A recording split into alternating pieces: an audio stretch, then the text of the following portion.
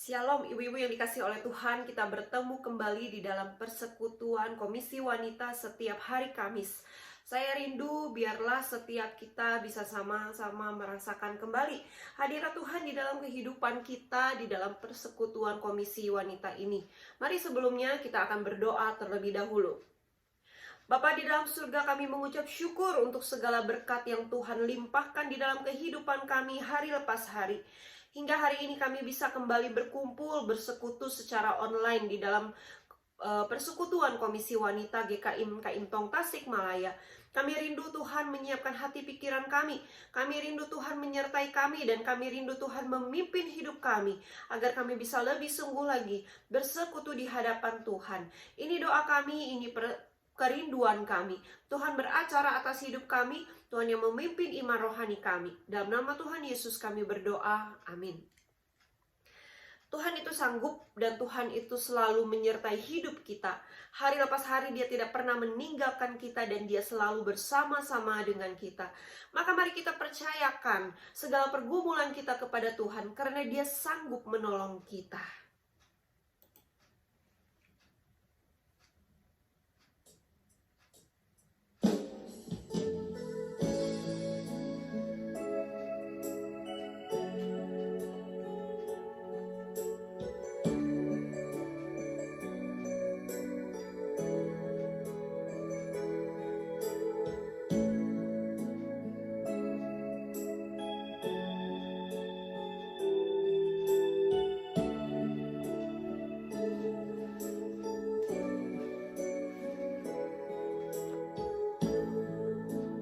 Tuhan pasti sanggup.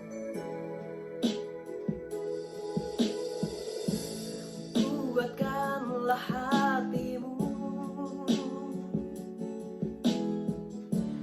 lewati setiap persoalan.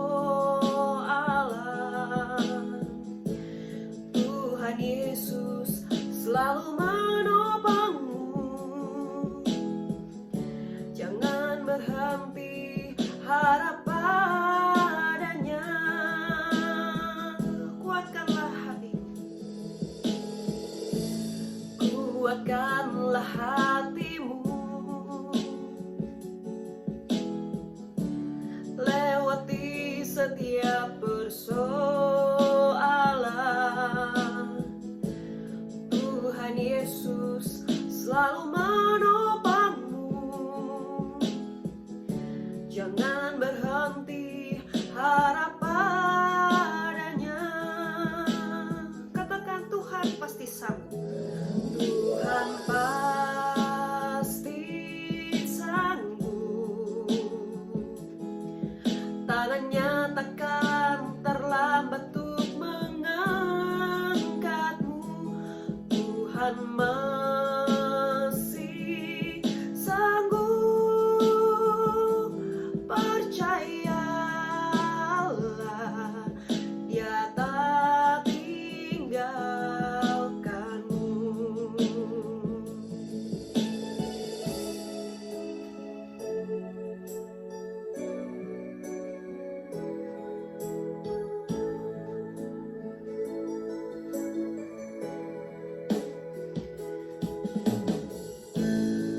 Kuatkanlah hatimu, lewati setiap persoalan.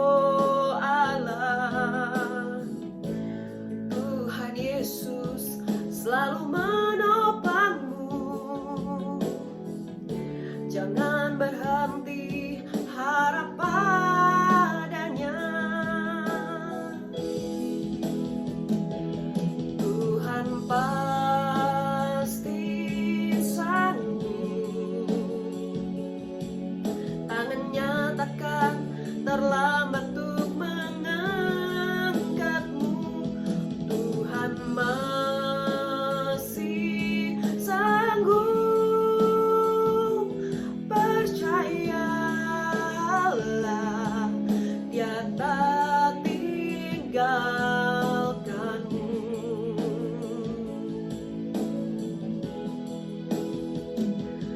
Tuhan pasti sanggup.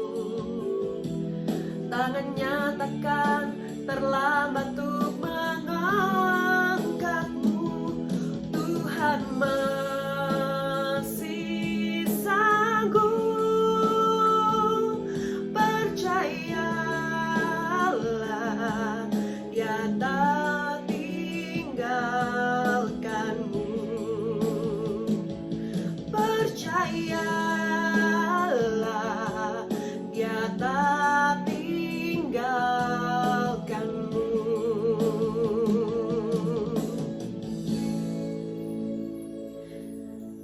Mari ibu-ibu yang dikasih oleh Tuhan, kita akan masuk di dalam beberapa pokok doa syafaat sebelum kita masuk di dalam pemberitaan firman Tuhan.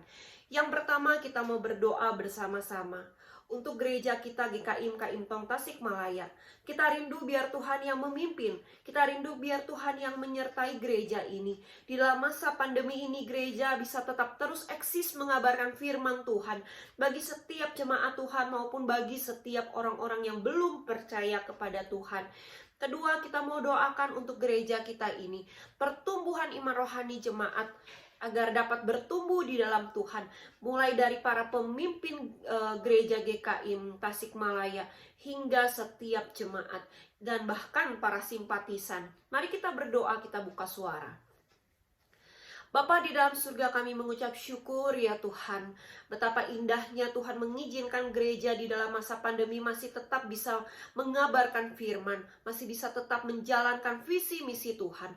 Maka kami rindu Tuhan, biar Tuhan juga menjaga memelihara gereja kami ini, GKIM Kaintong Tasikmalaya, di mana kami beribadah, kami bertumbuh rohani di dalam Tuhan. Maka Tuhan tolong ya Tuhan, agar pergumulan yang dihadapi oleh gereja ini dapat dijawab oleh Tuhan, diselesaikan tepat pada waktunya. Kami juga tidak lupa untuk terus mendoakan ya Tuhan untuk pertumbuhan iman rohani jemaat. Biarlah pertumbuhan iman rohani jemaat ini benar-benar bisa bertumbuh di dalam Tuhan melalui ibadah-ibadah maupun persekutuan-persekutuan online maupun onsite yang diadakan. Kami rindu ya Tuhan, biar Tuhan yang menolong, Tuhan yang memimpin apa yang menjadi pergumulan setiap jemaat. Tuhan jawab, dan pertumbuhan iman rohani mereka terus bertumbuh di dalam Tuhan, sekalipun mereka masih belum bisa berkumpul dengan kami di gereja. Tolong ya Tuhan, pimpin dan berkati gereja kami ini dan juga setiap jemaat. Berkati juga para pemimpin-pemimpin gereja di tempat ini. Tuhan yang menolong baik hamba Tuhan, majelis, para pengurus aktivis, biar mereka bisa tetap beriman, bertumbuh di dalam Tuhan, percaya kepada Tuhan. Dalam nama Tuhan Yesus kami berdoa. Amin. Mari kita mau berdoa sama-sama untuk pergumulan yang dihadapi oleh setiap gereja kita maupun juga pergumulan yang dihadapi oleh setiap jemaat. Kita rindu biar Tuhan yang menolong, biar Tuhan yang memimpin. Segala pergumulan dari kehidupan gereja maupun jemaat dapat diselesaikan dengan baik dan dibantu oleh Tuhan kita Yesus Kristus. Kita juga tidak lupa mendoakan untuk anak-anak sekolah minggu. Mereka juga biar mengalami pertumbuhan iman rohani di dalam Tuhan. Komisi remaja, komisi pemuda, komisi wanita, komisi pria, biar mereka juga mengalami pertumbuhan di dalam Tuhan melalui setiap kegiatan-kegiatan persekutuan, baik secara online maupun onsite. Kita rindu biar Tuhan yang memimpin, Tuhan yang menyertai. Kita berdoa buka suara. Bapa di dalam surga, kami berdoa menyerahkan untuk setiap jemaat kami yang bergumul dengan berbagai macam persoalan hidup mereka.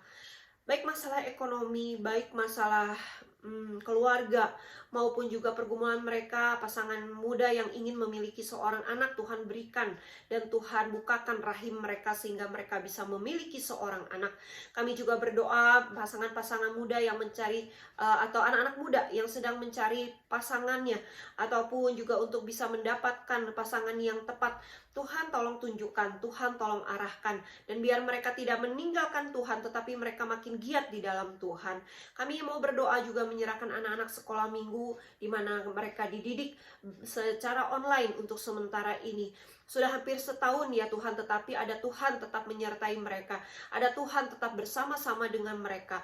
Maka Tuhan tolong mereka satu persatu, jaga iman rohani mereka. Pergumulan yang mereka hadapi, Tuhan tolong yang menjawabnya. Ini doa kami, ini kerinduan kami. Kami juga berdoa untuk jemaat kami yang lainnya, komisi-komisi yang lainnya, komisi remaja, komisi pemuda, komisi wanita maupun komisi pria. Biarlah melalui kegiatan komisi yang ada dapat menjaga iman rohani setiap jemaat yang berada di dalam komisi tersebut. Kami rindu biarlah melalui komisi-komisi yang ada ini bisa menjangkau juga jiwa-jiwa baru di dalam pengabaran firman Tuhan. Ini doa kami, kerinduan kami. Dalam nama Tuhan Yesus, amin. Mari kita mau berdoa juga sama-sama untuk alat-alat yang digunakan di dalam ibadah online, streaming, maupun juga di dalam persekutuan-persekutuan online. Kita rindu biar melalui ibadah online, persekutuan online, setiap orang bisa mengenal Tuhan, baik setiap jemaat Tuhan hidup di dalam Tuhan maupun juga terlebih lagi mereka yang belum mengenal Tuhan, yang belum percaya kepada Tuhan. Kita percaya melalui ibadah-ibadah ataupun persekutuan online, mereka akhirnya bisa dijangkau dengan firman Tuhan. Kita berdoa buka suara. Kami mau berdoa ya Tuhan, menyerahkan secara khusus alat-alat yang digunakan secara online untuk ibadah online, persekutuan online. Tuhan bantu alat streaming maupun juga alat pengeditan, bahkan HP-HP yang digunakan atau gadget-gadget, bahkan multimedia yang digunakan, sound yang digunakan. Tuhan tutup bungkus dengan kuasa Tuhan, sehingga alat-alat tersebut bisa digunakan untuk membantu pengabaran firman Tuhan. Kami rindu Tuhan biarlah melalui ibadah online, persekutuan online, sungguh bisa menjangkau jemaat-jemaat Tuhan di berbagai tempat, dan juga khususnya mereka yang belum percaya kepada Tuhan. Akhirnya mereka bisa mengenal dan percaya kepada Tuhan. Kami percaya Tuhan yang bisa memimpin dan menyertai segala ibadah dan persekutuan online yang berlangsung, sehingga bisa menjadi berkat bagi setiap mereka yang mendengarkan dengan sungguh. Ini doa kami dalam nama Tuhan Yesus, amin. Mari kita mau doakan juga untuk jemaat kita yang mengalami sakit penyakit. Secara khusus kita doakan untuk Ibu Yunling di dalam kondisinya, biar Tuhan memberikan kesembuhan kepada beliau. Doakan juga untuk Leni sebagai anak yang menjaga Ibu Yunling. Kita doakan juga untuk Ibu Kiatnio yang ada di Bandung, masih di dalam terapi, biar Tuhan juga memimpin agar bagian kakinya yang sakit bisa Tuhan berikan kesembuhan. Kita juga tidak lupa berdoa untuk mendoakan I Ayung. Kita rindu biar Tuhan juga memberikan kesembuhan di dalam bagian kakinya juga yang masih mengalami sakit. Mari kita juga boleh sebutkan untuk jemaat-jemaat lainnya, khususnya kaum wanita yang sedang mengalami lemah tubuh, yang mengalami sakit penyakit maupun lanjut usia. Biar Tuhan menolong mereka, Tuhan yang memimpin mereka. Kita berdoa buka suara. Bapa di dalam surga, kami mau secara khusus menyerahkan untuk beberapa jemaat kami yang mengalami sakit penyakit, khususnya setiap kaum wanita di dalam komisi wanita ini. Menyerahkan untuk Ibu Yunling ya Tuhan, Tuhan yang memimpin, Tuhan yang tahu pergumulan yang dihadapi, Tuhan yang memberikan kesembuhan kepada beliau di dalam penyakitnya ini. Kami rindu masih di dalam pengobatan, di dalam terapi, Tuhan yang bantu agar semua bisa berjalan dengan baik. Kami mau berdoa juga Tuhan, menyerahkan untuk Leni sebagai anaknya. Tuhan pimpin, Tuhan berkati, Tuhan sertai agar beliau diberi kesehatan, perlindungan, penyertaan Tuhan, kekuatan untuk bisa menjaga mamahnya yang sakit ini. Menyerahkan juga ya Tuhan untuk Ibu Kiatnio yang ada di Bandung yang sedang melakukan pengobatan. Tuhan pimpin, Tuhan berkati, biarlah di bagian kakinya yang sakit sungguh bisa segera dipulihkan dan disembuhkan. Kami mau berdoa juga ya Tuhan untuk I Ayung di dalam kondisinya juga yang kakinya masih sakit. Tuhan berikan kesembuhan melalui pengobatan dan terapi. Kami rindu Tuhan bukakan jalan kepada beliau sehingga beliau bisa kembali disembuhkan di bagian kakinya yang sakit. Kami ingat juga untuk beberapa jemaat kami yang lanjut usia. Tuhan tolong pimpin sertai mereka. Tuhan jaga pelihara mereka. Di dalam usia lanjut mereka tetap berharap hanya kepada Tuhan. Karena Engkau sumber pengharapan mereka dan Engkau yang menjadi sahabat bagi hidup mereka. Mereka di dalam lanjut usia yang mengalami kesendirian, kiranya Tuhan tetap bersama-sama dengan mereka. Tuhan yang tidak pernah meninggalkan mereka. Ini doa kami, inilah permohonan kami. Dalam nama Tuhan Yesus kami berdoa. Amin. Mari kita mau doakan juga sama-sama untuk setiap bangsa negara kita Indonesia di mana kita tinggal, biar Tuhan yang menolong, Tuhan yang memimpin, dan Tuhan yang menyertai, sehingga bangsa negara kita bisa dipulihkan dari masalah-masalah yang terjadi khususnya di dalam masa-masa pandemi ini. Kita doakan juga untuk vaksin yang sudah ada, yang mulai disebar.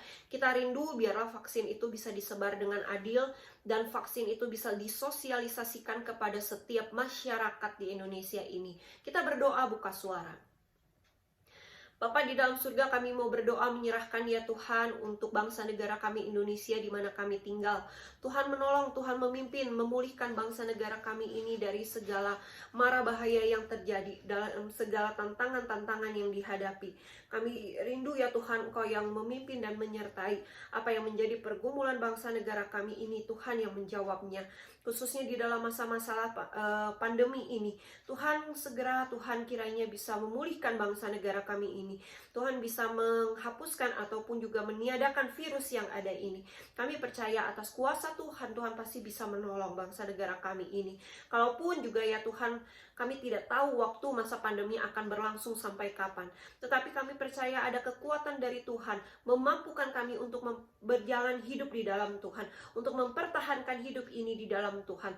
Tolong kami, jangan biarkan kami tawar hati, tetapi kami hanya berharap hanya kepada Tuhan. Ajar kami untuk bisa memohon selalu kepada Tuhan. Tolong kami ya Tuhan. Ganti juga untuk vaksin yang sudah ada di Indonesia, biar Tuhan juga memimpin vaksin tersebut bisa tersebar ke berbagai tempat dengan adil, dengan merata, sehingga setiap orang yang memang memerlukan vaksin itu bisa memperolehnya. Kami juga rindu biarlah ya Tuhan pemerintah benar-benar memikirkan untuk kesehatan, kesejahteraan bangsa negara kita Indonesia ini. Ini doa kami ya Bapak. Sebentar kami akan mendengarkan firman Tuhan. Kiranya Tuhan berbicara kepada setiap kami. Dalam nama Tuhan Yesus kami berdoa. Amin. Mari ibu-ibu yang dikasih Tuhan, kita akan membuka firman Tuhan. Firman Tuhan ini di dalam 2 Petrus 1 ayat 3 hingga ayat yang ke-9. 2 Petrus 1 ayat yang ke-3 hingga ayat yang ke-9 saja kita akan membacakannya. Saya akan bacakan bagi setiap kita, para ibu-ibu boleh memperhatikannya di dalam Alkitab. 2 Petrus 1 ayat 3 hingga ayat yang ke-9. Panggilan dan pilihan Allah. Karena kuasa ilahinya telah menganugerahkan kepada kita segala sesuatu yang berguna untuk hidup yang saleh oleh pengenalan kita akan Dia, yang telah memanggil kita oleh kuasanya yang mulia dan ajaib. Dengan jalan itulah Ia telah menganugerahkan kepada kita janji-janji yang berharga dan yang sangat besar, supaya olehnya kamu boleh mengambil bagian dalam kodrat ilahi dan luput dari hawa nafsu dunia yang membinasakan dunia. Justru karena itu kamu harus dengan sungguh-sungguh berusaha untuk menambahkan kepada imanmu kebajikan, dan kepada kebajikan pengetahuan, dan kepada pengetahuan penguasaan diri, kepada penguasaan diri ketekunan, dan kepada ketekunan kesalehan, dan kepada kesalehan kasih akan saudara-saudara, dan kepada kasih akan saudara-saudara kasih akan semua orang.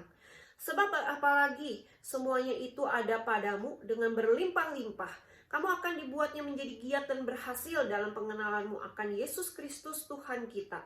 Tetapi barang siapa tidak memiliki semuanya itu, ia menjadi buta dan picik, karena ia lupa bahwa dosa-dosanya yang dahulu telah dihapuskan. Nah, ibu-ibu yang dikasih Tuhan, kalau kita punya seorang anak, tentu kita rindu memiliki pertumbuhan yang baik, baik secara fisik maupun mental mereka, bukan? Baik secara jiwa mereka maupun ilmu pengetahuan mereka, bukan? Maka kita kalau punya anak, kita pasti akan menjaga baik-baik asupan makanan yang baik seperti apa. Lalu menjaga mental mereka agar mereka punya mental yang baik, sehingga waktu bertemu dengan orang lain mereka tidak memalukan keluarga, ataupun waktu mereka bertambah umur mereka punya mental yang sesuai dengan umur mereka. Lalu di dalam masalah kejiwaan mereka juga, tentu kita rindu setiap harinya, setiap bulan, setiap tahun mereka mengalami pertumbuhan jiwa di dalam Tuhan, bukan? Lalu saudara yang dikasih Tuhan, di dalam ilmu pengetahuan, tentu kita juga rindu punya anak dari kecil hingga besar, tidak hanya tahu 1 kali 1, 2 kali 2, ataupun 1 tambah 1. Tidak, saudara, tentu kita rindu mereka punya ilmu pengetahuan yang baik. Maka orang tua sekarang seringkali menyekolahkan anaknya di sekolah-sekolah favorit, di sekolah-sekolah yang memang harganya mahal, nggak apa-apa. Yang penting anak saya mengalami pertumbuhan secara ilmu pengetahuan, kalau bisa pun bersaing dengan sekolah lain, dengan mengikuti pertandingan, mengikuti perlombaan ilmu pengetahuan. Nah, saudara, itu bukan yang kita rindukan. Nah, saudara, tetapi bagaimana dengan setiap kita sekarang tidak sedang membicarakan anak kita sendiri. Kita tentu tahu apa yang terbaik untuk mereka. Kita berusaha memberikan yang terbaik untuk mereka. Tetapi saudara, pernahkah berpikir bahwa kita sendiri sebagai ibu-ibu di dalam Tuhan, kaum wanita di dalam Tuhan, kita juga harus mengalami pertumbuhan iman rohani di dalam Tuhan. Saudara, usia kita berbagai macam ragam. Ada yang sudah 20, 30, 40, 50, 60, 70. Bahkan mungkin ada yang sudah 80. Nah saudara, tetapi kalau kita renungkan baik-baik, pertumbuhan iman seperti apakah yang sekarang ini kita sedang alami? Saudara, kalau saya boleh bertanya bagi setiap kita, apakah kita sudah mengalami pertumbuhan iman sesuai dengan usia kita? Atau sesuai pengenalan kita akan Tuhan? Misal, saya percaya Tuhan Yesus secara pribadi itu misalnya di usia 17 tahun. Maka mulai dari usia 17 tahun inilah saya hitungannya seperti bayi, seperti balita yang mulai belajar firman Tuhan terus-menerus. Sekarang usia saya sudah 35. Nah saudara, apakah sudah sesuai dengan usia? Berarti 35, 17, 35 kurang 17 sudah berapa tuh ya? Berarti sudah berapa tahun itu? Sudahkah kita benar-benar sesuai iman rohani kita, pertumbuhan iman kita sesuai dengan usia pengenalan kita akan Tuhan? Ataukah jangan-jangan iman kita masih iman yang kanak-kanak? Bahkan bukan kanak-kanak lagi, tetapi masih iman yang seperti bayi, yang belum tahu apa-apa, yang belum mengerti apa-apa, yang baru mulai belajar. Saudaraku yang dikasihi Tuhan, coba renungkan sejenak. Sejauh mana pertumbuhan iman kita di dalam Tuhan? Saudara, pertumbuhan iman kita tidak ditentukan berapa lama saya datang ke gereja, beribadah kepada Tuhan, atau saya melayani Tuhan saya sudah berapa tahun. Saudara, tidak ditentukan dengan hal-hal seperti itu. Itu adalah alat-alat yang Tuhan berikan agar kita mengalami pertumbuhan iman di dalam Tuhan. Tetapi itu tidak bisa menjadi satu patokan bahwa saya mengalami pertumbuhan iman sudah cukup lama, sudah cukup dewasa karena saya dengan setia melayani Tuhan terus-menerus. Padahal belum tentu saudara, setelah selesai melayani Tuhan pulang kembali dengan kehidupan lama kita yang penuh dengan dosa. Maka bagaimana pertumbuhan iman kita di dalam Tuhan? Atau seorang yang rajin beribadah ke gereja, hampir setiap hari datang ke gereja pada saat-saat normal sebelum masa-masa pandemi, dengar firman Tuhan, belajar firman Tuhan, tapi tidak belajar dengan baik-baik, tidak belajar dengan sungguh-sungguh, tidak dengar dengan sungguh-sungguh. Nah saudara, hal tersebut berarti menghambat pertumbuhan iman rohani. Sekalipun hampir setiap hari kita datang ke gereja untuk beribadah kepada Tuhan, ikut persekutuan ini, ikut persekutuan itu, ikut ibadah ini dan ikut ibadah itu. Tetapi dalam persekutuan, di dalam ibadah kita tidak pernah sungguh-sungguh datang kepada Tuhan, maka iman rohani kita tentu terhambat pertumbuhannya. Maka tidak jarang orang yang sudah kembali lagi ke rumah, mereka akan kembali melakukan aktivitas, rutinitas mereka dengan berbagai macam dosa lama mereka yang tidak bisa dilepaskan, yang sulit sekali dilepaskan, bahkan sudah menjadi darah daging di dalam kehidupan mereka, dan mereka tidak bisa tinggalkan itu semua. Saudara, bahaya sekali seorang yang tidak bertumbuh rohani di dalam Tuhan. Bahayanya apa? Nanti di terakhir firman Tuhan saya akan sampaikan kepada kita sekalian. Saudara, kita perlu belajar dulu. Mengapa orang percaya harus mengalami pertumbuhan rohani di dalam Tuhan? Saudara, kita harus mengerti alasan apa orang percaya harus mengalami pertumbuhan rohani di dalam Tuhan. Saudara, pertumbuhan rohani di dalam Tuhan berbagai macam hal yang terjadi, berbagai macam jenis maksud saya. Ada yang bertumbuh ke samping, ada yang bertumbuh ke atas lurus, ada yang mandek, nggak mau bertumbuh tuh, segitu-segitu aja tuh. Nah saudara ada di posisi mana sekarang? Saudara, kalau orang yang bertumbuhnya ke samping, berkelok-kelok, begitu kan ya? Saudara, saya bisa berkata hati-hati juga, begitu kan? Kalau ranting yang berkelok-kelok gitu ya, keterpa angin, buk jatuh gitu kan, nggak kuat. Kenapa dia bisa belok tidak sesuai dengan arahan Tuhan? karena dia tidak mau nurut terhadap firman Tuhan. Nanti setelah itu dia berjanji sama Tuhan, saya mau nurut deh firman Tuhan, mulai balik lagi tuh. Lalu belok lagi. Nah, itu yang terjadi. Tetapi ranting ataupun tumbuhan yang lurus ke atas menuju kepada Tuhan misalkan, begitu kan? Saudara, itu adalah pertumbuhan rohani yang baik. Pertumbuhan yang berjuang terus, sekalipun ada angin badai begitu ya, dia tidak bisa bergoyang tuh, dia tidak akan belok ikut arah angin ya, tetapi ikut lurus kepada Tuhan terus. Maka itu pertumbuhan rohani yang sehat. Tapi saya tidak sedang ceritakan tumbuh-tumbuhan yang ada, karena saya tahu ya ada beberapa tumbuh-tumbuhan yang rantingnya bisa melilit atau bagaimana. Tetapi ini hanya analogi yang ingin saya sampaikan kepada setiap kita, bahwa mempertahankan pertumbuhan rohani di dalam Tuhan itu bukan main-main. Tidak bisa sembarangan, tidak bisa dianggap hal yang sepele ataupun sembrono. Tetapi ini hal yang penting, dan ini menjadi kebutuhan rohani utama di dalam kehidupan kita sebagai orang percaya di dalam Tuhan. Maka kita akan belajar secara khusus alasan orang percaya harus mengalami pertumbuhan rohani di dalam Tuhan. Yang pertama, saudara, kuasa Allah itu sudah menganugerahkan orang percaya bekal untuk hidup saleh di dalam Tuhan. Saudara, di dalam dunia ini kita bisa menemukan berbagai macam orang yang hidupnya saleh, tetapi belum tentu di dalam Tuhan. Ada orang agama lain, kepercayaan lain, mereka hidupnya saleh, ya kan? Setiap hari hidup di dalam Allahnya, hidup di dalam ilahnya, melakukan hal yang baik, melakukan hal yang beramal misalkan begitu ya, atau selalu berdoa kepada Tuhannya. Nah saudara, tetapi mereka tidak menuju kepada Tuhan yang hidup seperti kita, yaitu Tuhan Yesus Kristus yang hidup, yang kita sembah. Maka saudara, firman Tuhan dengan jelas mencatat, setiap orang percaya sudah diberi kuasa oleh Allah, bekal hidup saleh. Saudara, bekal hidup saleh bukan hanya kita berbuat baik kepada seseorang, bukan hanya kita melakukan hal yang baik di hadapan Tuhan, tetapi kita diberi bekal bagaimana cara kita melakukan hal yang baik. Bukan hanya baik, tetapi juga hal yang benar di hadapan Tuhan. Bukan hanya benar, tetapi hal yang sesuai dengan kehendak Tuhan, sesuai dengan firman Tuhan. Karena banyak orang percaya juga melakukan hal-hal yang baik, hal-hal yang dianggap benar padahal belum tentu benar di hadapan Allah. Hal-hal yang baik padahal belum tentu baik di hadapan Allah.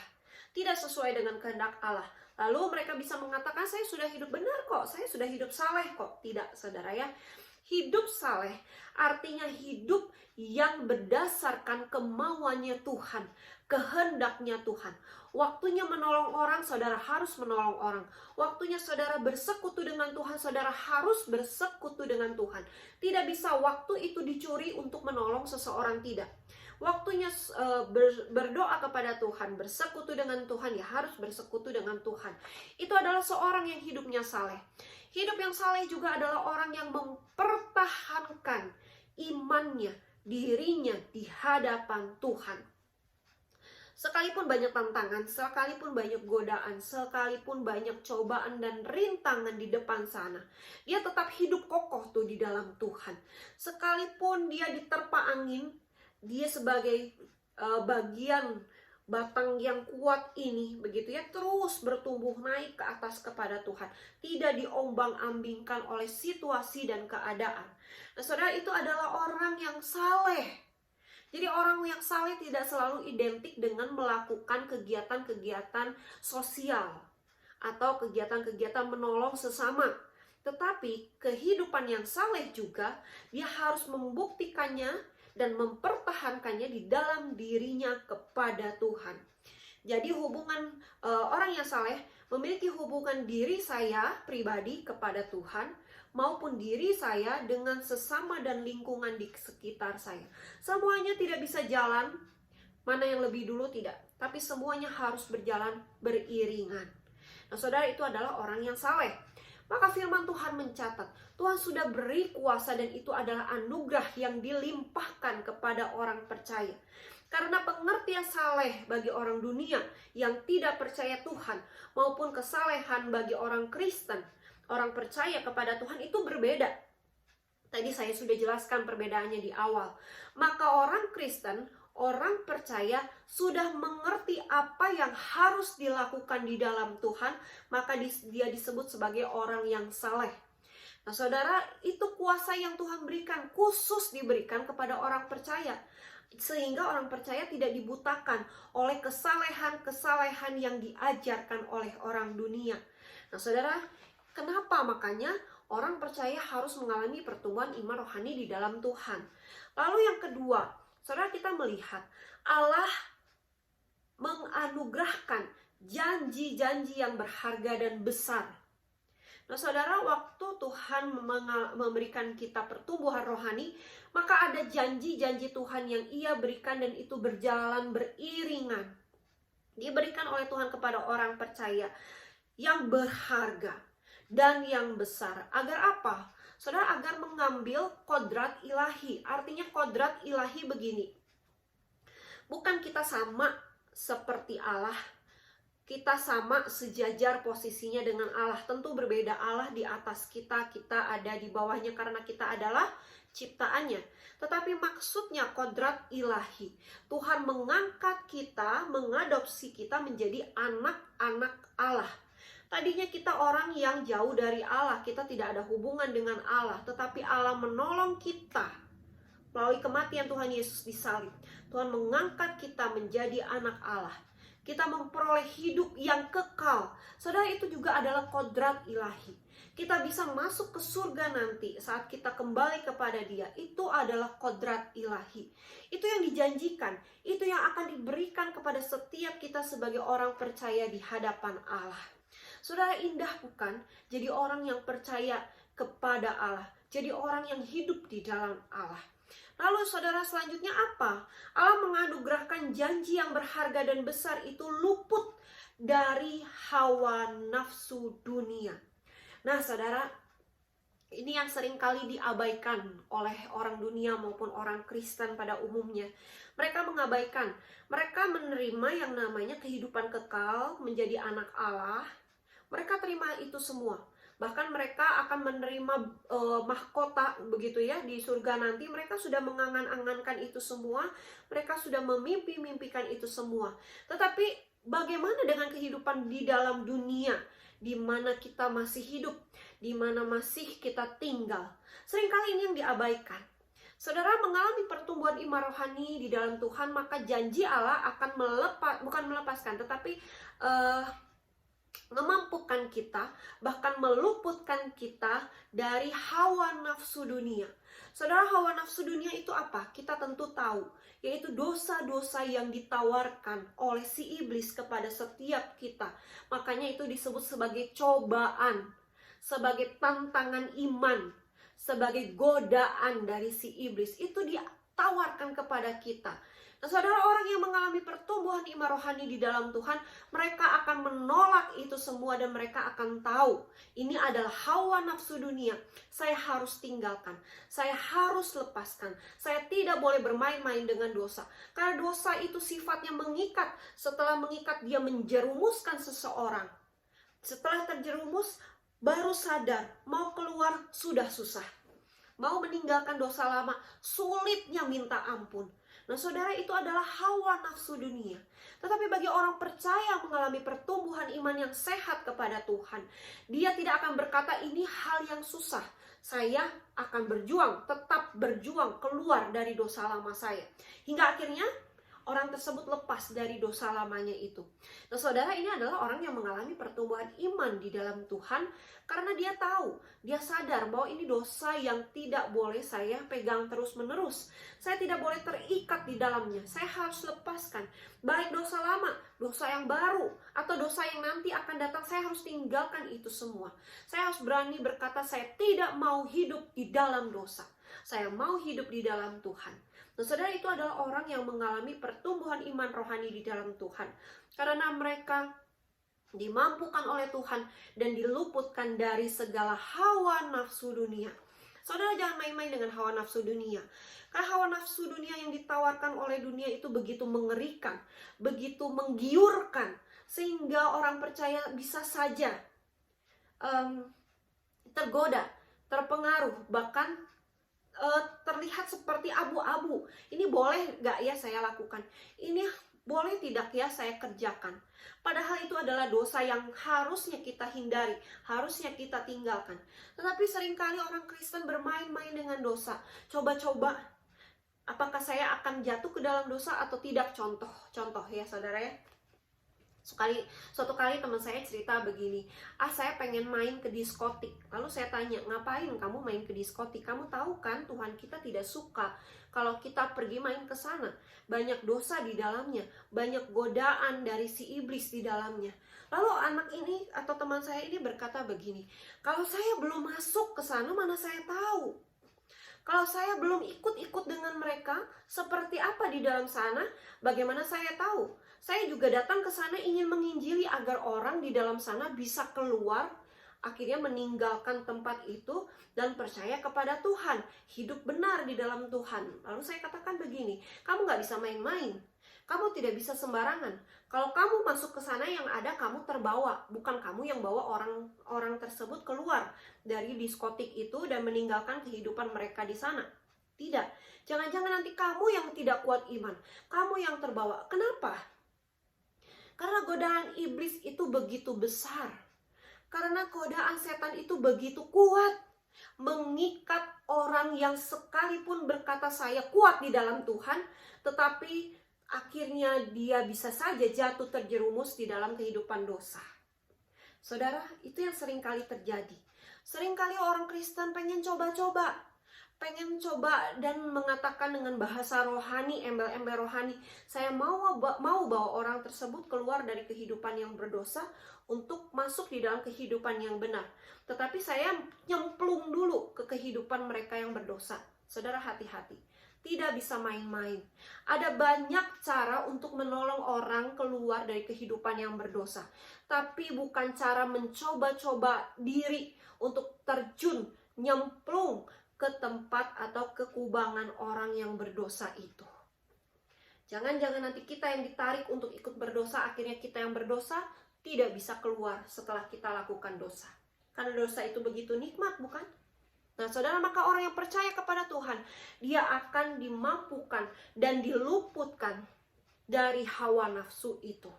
Saudara, percayakah itu semua di dalam kehidupan kita selama kita menjadi orang Kristen? Selama kita menjadi orang percaya, saudara sudah mengalami janji-janji Allah ini di dalam kehidupan kita. Saudara renungkan itu baik-baik dalam hidup kita. Maka saudara, untuk mengalami pertumbuhan rohani di dalam Tuhan, maka apa yang harus kita kerjakan agar pertumbuhan iman rohani kita terus kepada Tuhan, terarah kepada Tuhan, sampainya nanti setelah kita kembali kepada Tuhan. Bukan salah sasaran malah jadi ke neraka, tidak ya, tetapi kita ke surga bertemu dengan Tuhan. Caranya adalah saudara harus sungguh-sungguh berusaha untuk menambahkan iman kebajikan di dalam hidup saudara. Iman kebajikan itu apa? Iman yang penuh hikmat, iman yang penuh dengan bijaksana, iman yang memohon pertolongan kepada Tuhan untuk memampukan kita sungguh-sungguh hidup di dalam mengusahakan pertumbuhan iman kita di dalam Tuhan. Saudara, setiap minggu kita sudah sering dengar rajin baca Alkitab, rajin berdoa, rajin bersekutu secara bersama komunal ataupun secara pribadi dengan Tuhan. Saudara, itu sudah melekat di hati kita, di pikiran kita, di telinga kita. Bahkan seumur hidup kita terus dengar hal itu. Tetapi yang saya mau tanya, apakah kita sudah mengerjakannya? Saudara, persekutuan yang intim dengan Tuhan itu sangat penting dan itu yang menjadi dasar kita untuk memiliki pertumbuhan iman rohani di dalam Tuhan. Saudara, lakukan itu setiap hari. Jangan pernah tinggalkan Tuhan sekalipun di dalam masa-masa pandemi ini. Sekalipun kita mengalami kekhawatiran, sekalipun kita mengalami pergumulan yang berat, tetapi jangan pernah tinggalkan hubungan kita dengan Tuhan. Jangan pernah dilepaskan. Lalu saudara yang dikasihi oleh Tuhan, sungguh-sungguh berusaha untuk menambah iman kebajikan kepada Tuhan. Artinya bukan hanya kita merenungkan firman Tuhan, bukan hanya kita bersekutu intim dengan Tuhan, tapi kita juga melaksanakan firman Tuhan itu. Apa yang dilarang tidak boleh dilakukan, apa yang harus dikerjakan ya harus kita kerjakan. Tidak bisa melihat situasi seperti apa baru saya mengerjakannya, tidak. Tetapi dalam segala situasi kita harus mengerjakannya bersama dengan Tuhan. Saudara yang kasih Tuhan, di sini ada di firman Tuhan yang kita baca tadi, ada proses pertumbuhan iman rohani sehingga menghasilkan buah yang baik. Kita lihat baik-baik. Saudara, pengetahuan akan firman Tuhan diawali dengan kita tahu belajar firman Tuhan, persekutuan yang intim dengan Tuhan. Maka kita baru mengerti firman Tuhan yang ajarkan kepada kita seperti apa saya harus lakukan, bagaimana di dalam kehidupan saya. Lalu adanya setelah pengetahuan akan firman Tuhan, maka firman Tuhan yang membuat kita untuk menguasai diri dari segala hawa nafsu. Penguasaan diri kepada ketekunan. Setelah kita berjuang untuk memiliki penguasaan diri, kita harus tekun. Tekun artinya terus-menerus dilakukan untuk menguasai diri itu. Tidak bisa hanya sekarang, tetapi terus-menerus seumur hidup kita. Kita tekun, kita tekun, kita tekun. Lalu dalam ketekunan ada kesalehan. Ini hasil ya saudara ya, ini saya sebutkan sebagai pertumbuhan iman rohani dari pengetahuan akan firman Tuhan, pengetahuan akan penguasaan diri, next lagi level lebih tinggi penguasaan diri, ketekunan, ketekunan kesalehan, lalu kesalehan kasih. Nah ini mulai ya. Tadi ketekunan kesalehan kepada diri sendiri. Setelah mengalami kesalehan, kesalehan itu juga harus dibagikan kepada sesama kita, orang yang seiman terlebih dahulu. Kasih yang dibagikan kepada mereka. Pengenalan kasih kita kepada Tuhan kita bagikan kepada sesama kita. Setelah kesalehan kasih, naik lagi level yang paling tinggi, yaitu kesalehan kasih kepada orang lain. Artinya di luar orang yang beriman kepada Tuhan, kita mau share, mau care dengan mereka. Nah saudara, ini yang disebut dengan pertumbuhan iman di dalam Tuhan. Jadi ada next level, ada tingkatan yang harus dicapai hingga akhirnya kita berbuah, menghasilkan buah yang benar di hadapan Tuhan. Saudara, rindukah kita mengalami hal ini? Saudara, jangan hanya kita memikirkan usaha pekerjaan kita sehari-hari. Apa yang akan kita makan, apa yang akan kita pakai, apa yang akan keluarga kita peroleh di dalam kehidupan sebagai orang Kristen. Bukan hanya berkat rejeki saja yang kita cari. Tetapi ini hal yang penting. Kita juga harus memikirkan bagaimana pertumbuhan iman rohani kita, pertumbuhan iman rohani keluarga kita. Sudahkah kita mengerti akan firman Tuhan? Sudahkah kita melalui firman Tuhan menghasilkan penguasaan diri? Melalui penguasaan diri menghasilkan ketekunan. Melalui ketekunan menghasilkan kesalehan. Melalui kesalehan menghasilkan kasih kepada saudara seiman, dan kasih saudara kepada saudara seiman menghasilkan kasih juga kepada orang lain.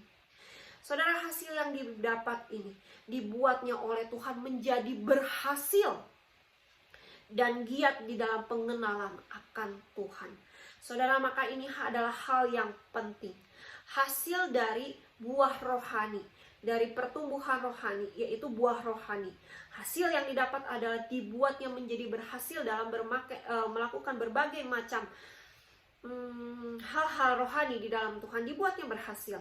Dan akhirnya seseorang berkomitmen dan melakukan hal yang giat, artinya rajin, semangat, antusias, tekun, terus-menerus giat di dalam pengenalan akan Tuhan Yesus. Nah saudara, ini adalah pertumbuhan rohani yang sehat. Maka saudara, tetapi di firman Tuhan ini juga dikatakan, bagi orang yang tidak mengalami pertumbuhan iman rohani yang sehat, apa yang dialami? Yaitu mereka akan buta terhadap kebenaran firman Tuhan. Karena tidak punya hubungan yang intim dengan Tuhan tentunya. Tidak mau berusaha untuk mendekatkan diri kepada Tuhan. Maka mereka dibutakan mata hati rohani terhadap kebenaran firman Tuhan. Mereka tidak tahu mana yang baik, mana yang tidak baik, mana yang benar, mana yang tidak benar. Apa yang harus mereka lakukan, apa yang tidak harus mereka lakukan. Apa yang harus mereka tinggalkan, apa yang harus mereka kerjakan. Saudara, mereka tidak tahu karena mereka mengalami buta rohani. Ini bahaya ya saudara ya, artinya mereka akan terjerumus lagi ke dalam dosa yang terus-menerus mengikat mereka. Lalu saudara, mereka akan menjadi seorang yang picik karena lupa bahwa dosanya telah dihapus. Picik artinya orang yang pesimis, orang yang tidak mau memikirkan hal yang baik, hal yang benar di hadapan Tuhan, hal yang positif di dalam Tuhan. Picik, pikirannya negatif terus. Picik melihat orang yang hidupnya baik, hidupnya benar, kita iri hati. Melihat orang yang hidupnya maju, berhasil di dalam Tuhan, kita tidak suka, kita cemburu. Itu namanya picik, saudara. Ya, jadi seringkali membanding-bandingkan diri dengan orang lain, memikirkan hal yang negatif. Kalau Tuhan sepertinya tidak jawab doa saya, berarti Tuhan tidak sayang saya, Tuhan tidak ada, dan lain sebagainya. Itu adalah hal picik yang kita lakukan di hadapan Allah kalau kita tidak mengalami pertumbuhan rohani yang sehat di dalam Dia. Karena kita lupa bahwa Tuhan sudah memberi kita pengampunan dosa. Tetapi kita lupa itu semua. Maka semua pikiran, hati, pikiran terus dikuasai oleh iblis, terus dikuasai oleh dosa. Saudara, hari ini bagi setiap kita, mari kita berkomitmen untuk mengalami pertumbuhan iman rohani di dalam Tuhan yang sehat, yang kuat. Sebab Tuhan sudah menganugerahkan kepada kita bekal hidup orang saleh di dalam Tuhan. Allah juga menganugerahkan janji-janji yang berharga dan besar kepada kita. Maka kita sungguh-sungguh berusaha untuk menambah iman kebajikan di dalam Tuhan. Iman yang penuh dengan pertumbuhan kepada Tuhan dan menghasilkan buah yang baik. Kiranya firman Tuhan jadi berkat bagi setiap kita. Mari kita berdoa. Kami berdoa mengucap syukur untuk segala berkat yang Tuhan beri kepada kami. Ajar kami ya Tuhan untuk mengalami pertumbuhan iman rohani di dalam Tuhan. Ajar kami untuk sungguh-sungguh mementingkan hal yang utama ini. Memprioritaskan pertumbuhan iman rohani ini di dalam Tuhan dengan berbagai macam cara. Memiliki hubungan yang dekat, memiliki persekutuan yang dekat dengan Tuhan. Dan mempraktekkan apa yang harus kami lakukan untuk memuliakan nama Tuhan, dan apa yang harus kami tinggalkan, yang harus kami hindari untuk memuliakan nama Tuhan. Tolong kami ya Tuhan, pimpin kami dan sertai kami, biar kami mengalami pertumbuhan iman rohani di dalam Tuhan. Ajar kami untuk tidak meninggalkan Tuhan, tetapi kami semakin dekat kepada Tuhan. Tolong kami ya Bapa. Dalam nama Tuhan Yesus, sebentar kami juga akan kembali melakukan segala aktivitas dan rutinitas kami. Kiranya sepanjang minggu ini Tuhan menjaga, memelihara, dan memberkati kami semua. Dalam nama Tuhan Yesus kami berdoa. Amin. Ibu-ibu yang dikasih Tuhan, demikian persekutuan Komisi Wanita pada hari ini. Saya rindu setiap kita setiap minggunya tetap setia mengikuti persekutuan Komisi Wanita. Jangan lihat siapa yang khotbah, jangan lihat bagaimana pujiannya, bagaimana tampilan layarnya, tetapi saya rindu dalam segala hal kita tetap setia datang kepada Tuhan.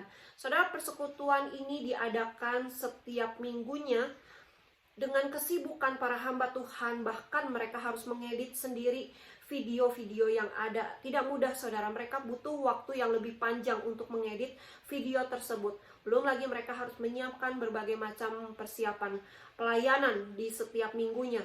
Maka saudara, hargai itu semua dan mari terlebih lagi kita mau memiliki hubungan persekutuan yang dekat dengan Tuhan. Kiranya Tuhan memberkati kita semua. Tuhan memberkati.